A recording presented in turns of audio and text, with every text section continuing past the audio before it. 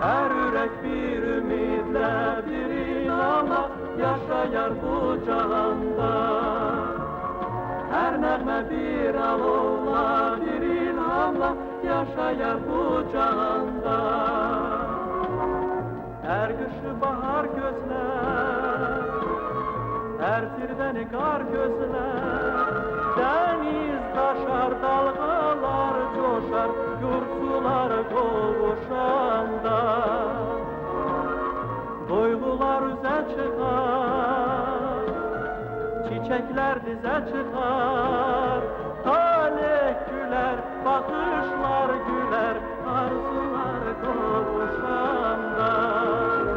Çapılar, engel dağlar, kesiler en büyük ağlar. Bir sözlü, bir dilekli insanlar kovuşanda, kovuşanda. Çapılar, engel dağlar, kesilen en büyük ağlar. Bir sözlü, bir dilekli insanlar kovuşanda, kovuşanda. Her yürek bir ümitle, bir inanla yaşayar bu cihanda.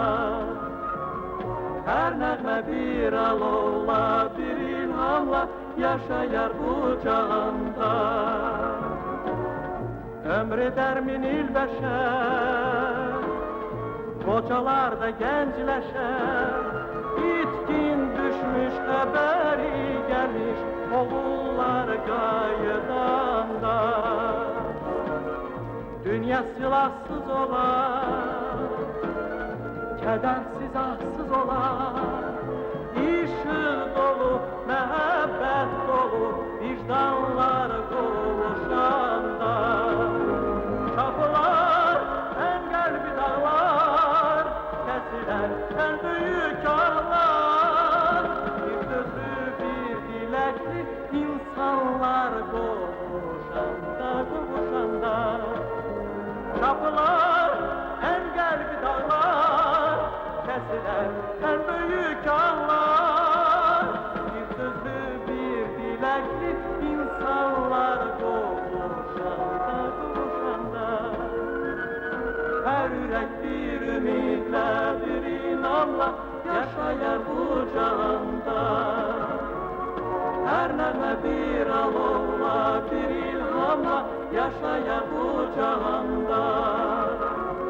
Her nəğmə bir alovla, bir ilhamla yaşayar bu cihanda. Her nəğmə bir alovla, bir ilhamla yaşayar bu cihanda.